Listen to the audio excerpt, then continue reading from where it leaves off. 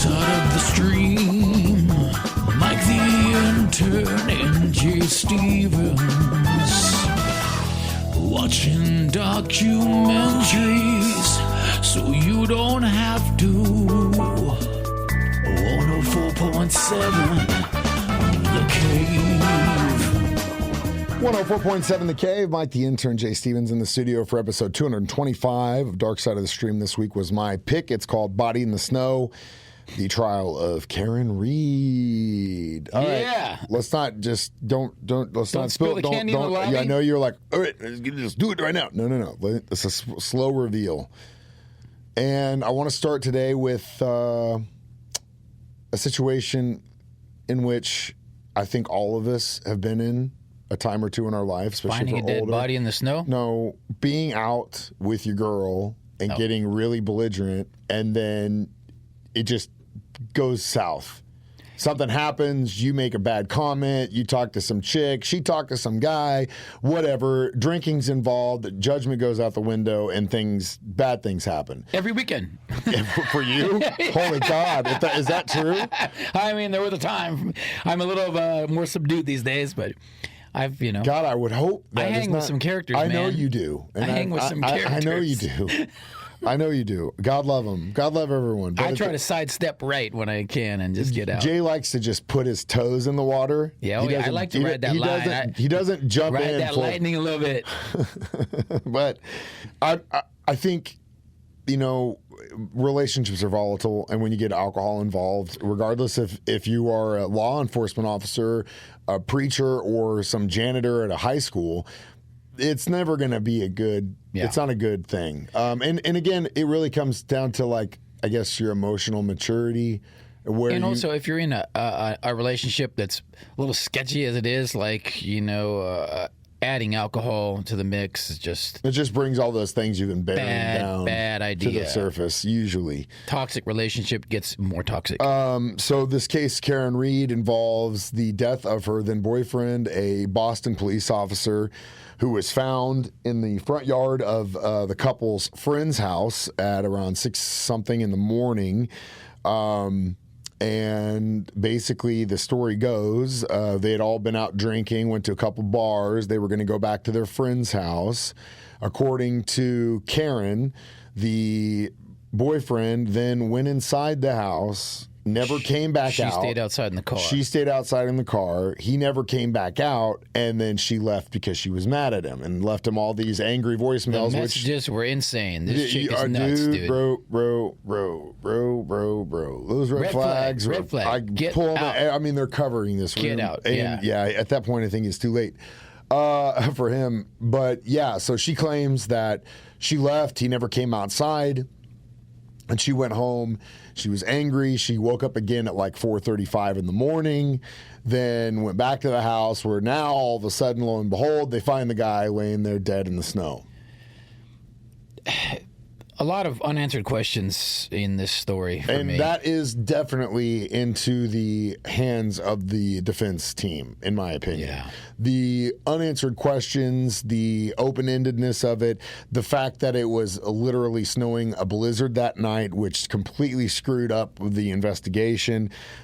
That is a very tough thing for law enforcement and prosecutors to have to deal with on a daily basis. A defense attorney is always looking for the holes in your investigation, how you collected the evidence, and if there is any reason for doubt, anything, they are going to lean into that so damn hard. And that's exactly what our defense attorneys are doing. Yeah. And this case is still ongoing. We'll talk about some of the other things and the ins and outs of this intriguing case, A Body in the Snow on Max, as we return Dark Side of the Stream next on 104.7 The Cave. Dark Side of the Stream, Mike the Intern and Jay Stevens, watching documentaries so you don't have to. 104.7 The Cave. 104.7 The Cave. Mike the Intern, Jay Stevens back in the studio. It's Dark Side of the Stream, episode 225. This week we picked Body in the Snow, the Karen Reed trial on Max. Interestingly enough, it is still currently going on. Yeah. They just started the next trial because, spoiler alert. Yeah, turn off the radio for a minute if you don't want to hear the spoiler alert. And you probably already knew this. She wasn't acquitted, but the jury was hung, which means mistrial, which means another jury trial, which is going to be even harder for them to select jury members for this that don't know. Especially but again, that's a tactic of the tactic of the defense team. Yeah. Is to make it as hard as possible for them to get jurors that don't know what this is about, especially in the area of Boston. Like everyone knew about that because it involved the death of a Boston police officer. And then you've got allegations of affairs, and you've got definitely some mentally unstable characters in this thing. Man, like red flags. Before we go into the red flags, which I think we should just... Who calls someone a pervert, by the way, on the misandry machine? What it has to do with your... Calling him a pervert. Who uses that as someone that's when you're mad at somebody? Just, whoever says, you're a pervert? Who uses that word? Someone that's just trying to cut you as deep as possible. Geez, and terrible. You know how that that scene. Chick's nuts, dude. So, but I don't want to do just that. Let's go into what the defense is claiming, because the picture again is this: a couple show up at a house party after bars are closed. The guy allegedly goes inside, doesn't come back out. She leaves, goes home. He's not home, goes back, finds his body. And the other story is he never went inside. The other story is he never went inside. However, she hit him with the car, is what they say. That's right? the claim. But, however, the woman inside the house Googled, how long does it take for a body to die in the snow? This is another weird character, of course. We never really got an answer for that. No. Why Google that? And it was like 2-something in the morning. Yeah. Like you could tell she was still drunk. She mispronounced how. Yeah. She was like ho, whatever it was. Well, and I would think... why would that be the there? guy that owned this house, he was a high-ranking officer, a sergeant or something. Or this dude doesn't have ring cameras outside his house. Like that's really weird. You know, in this day and age, you got ring cameras at your house? Yeah. Guess who also has I'm not rings? a police officer. If I I'm was just a police schmuck. officer or a lawyer I would definitely have cameras, just right? at least the front door. Yeah. I mean, I've got multiple, but so that seemed weird to me too. But again, why we never got that answer. The dog thing seemed weird to me. The claim was that when they found his body, he had all of these crazy injuries that could have mirrored dog bites, supposedly. And the owner of that home had a German Shepherd that was like 70 to 90 pounds that supposedly didn't like people. And they think that that's what attacked him. And they said, hey, can we get some DNA from the dog? Oh, I don't have the dog anymore. The dog is gone. What? The dog's gone? What? And again, that part of it is also strange. Weird. But that plays into the defense's game, because ultimately, like I said in the beginning, a defense attorney, all they're looking is for gaps in the stories that they can lean into to say doubt. Hey, juror, doubt. And on the other side, they're just looking to pin it on somebody, and this seems to be the easiest target. Probably. Again, the job of the prosecutor and the cops is to get the evidence, present it, get the conviction, and get the conviction. To me, the evidence is what it is. And we'll talk about that in our next segment. But before we do that, the other claim is there was pieces of tail light found on the scene, which would then indicate that someone got into an accident in front of their house. And then they also found pieces of plastic embedded in the dude's shirt. But then, again, they have on ring camera that she backs into one of the cars and drives away. Right. But that probably was after the incident supposedly took place, when she was going back to look for his body, and they're claiming that that's when the tail light got popped out. Yeah. They never found any pieces of tail light in her driveway. It was all in front of the house. Weird. They're claiming that someone came over, grabbed them, and then planted them there. For what reason? There's never ever an explanation given to why this guy would have been killed. If she ran the guy over, I guess backing up, ran him over, I don't think that his body would break the taillight like that. It depends on how he hit it. Maybe he hit it with the glass. Maybe he punched it whenever she was trying to hit him. Oh, wow. To say, like, get off, what are you doing? Like, trying to get her, whatever. Yeah.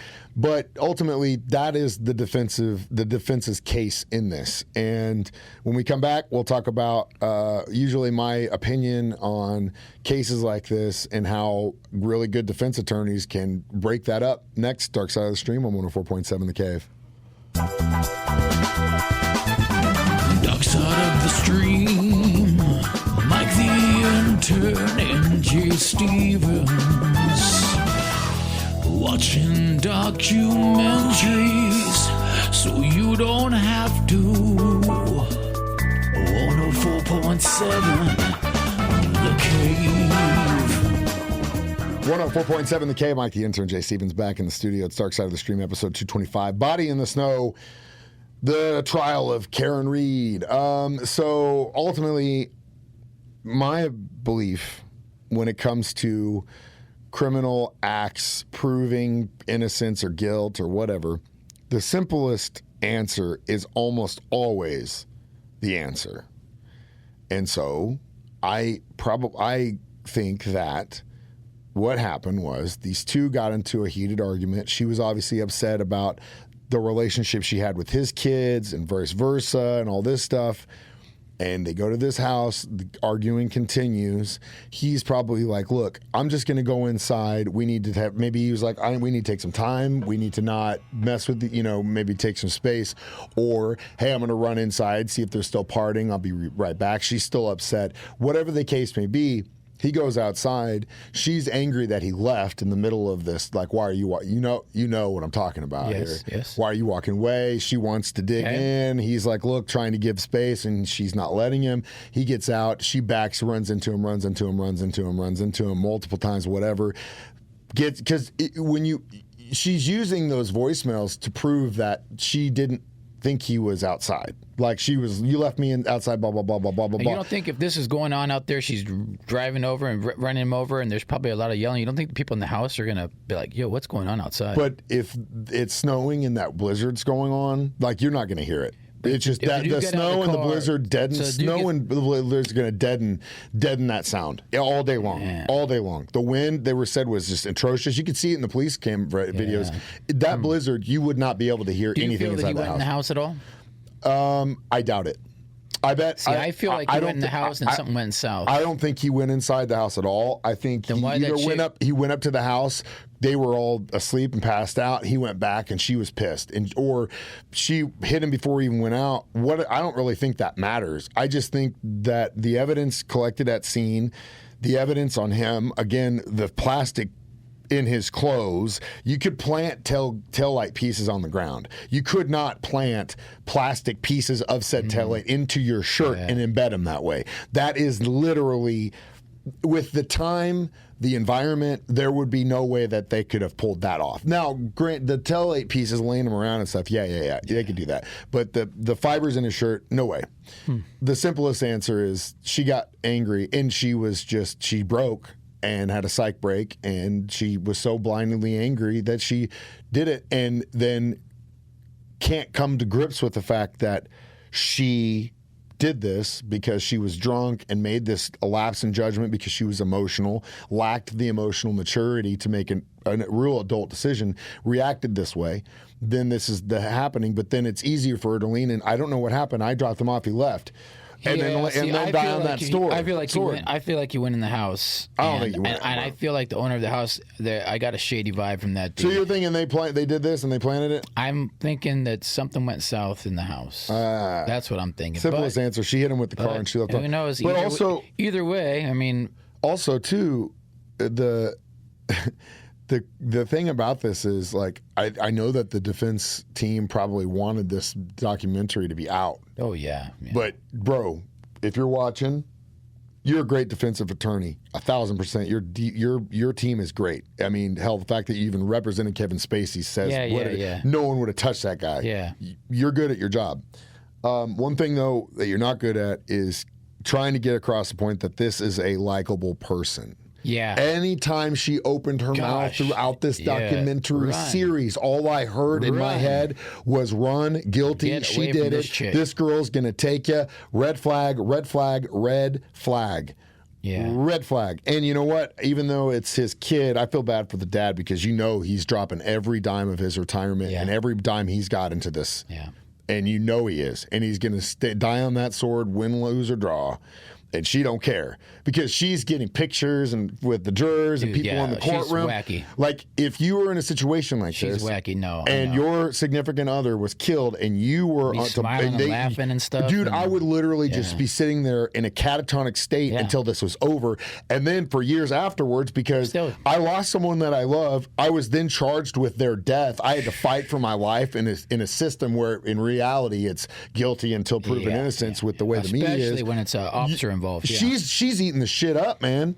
Yeah. She is. Yeah. And to me, that's like, dude, so defense guy, you might want to tell your girl, back up off it. I mean, I know she's playing the game when the jury's in the room, but dude, it doesn't make me feel like she didn't do it. I didn't feel like she was innocent. You got me with this one because I'm like, okay, I'm waiting for the twist, and all of a sudden it just ends and to be continued, basically. Yeah, like, what? It's like the one with I was Mike when you texted me, and I was like, yeah, it just ended like this, bro. But it's kind of like the dude that gave himself up in the bathroom kind of thing. It's like, we're gonna have to keep this one going, and I'm sure there'll be a part 2, and we'll do it when that comes back. Wow. We'll talk about our reviews of this documentary series next. Dark Side of the Stream on 104.7 The Cave.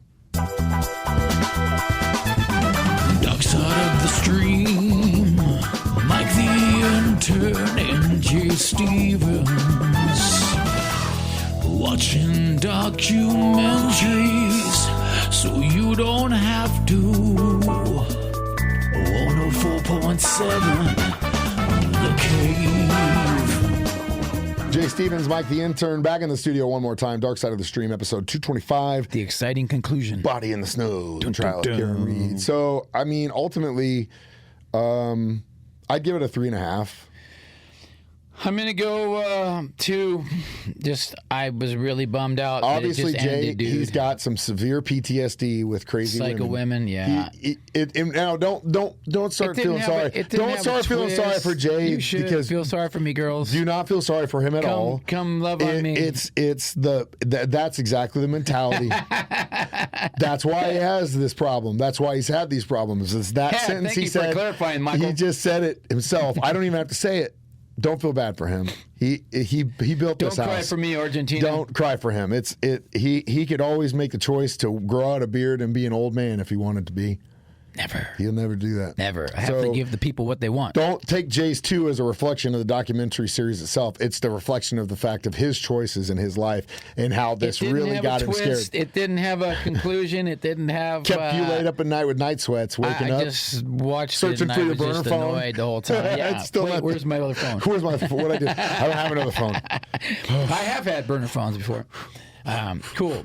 What are we watching next, man? There's so many good choices out there right now. I could probably give you 4 or 5, but I feel like it just came out and it's close to home and you were involved in it. We need to do the Joplin Tornado documentary on Netflix. Been waiting for this, and Jay is right. I was on weather coverage that night with the former PD of Q102. Her and I were in the studio for about 2 or 3 hours that day for nothing but coverage. As it was hitting Joplin, right around the time before, a little bit before, because we would come in when that warning would go off because we knew it was a matter of time before it would come here. Okay, right. And so, we were on call when that happened, and then we raised a bunch of money and food and stuff. And it'll be an interesting story. Anyway, can't wait to watch it. As always, you can watch us do this every Thursday, 9 a.m. on Facebook or YouTube. It's the same time I play it during my show. Jay plays it during his show at 6 p.m., or you can always download it as a free podcast from our 104.7 The Cave app. I'm Mike the Intern. That's Jay Stevens reminding you we watch movies so you don't have to. It's Dark Side of the Stream on 104.7 The Cave.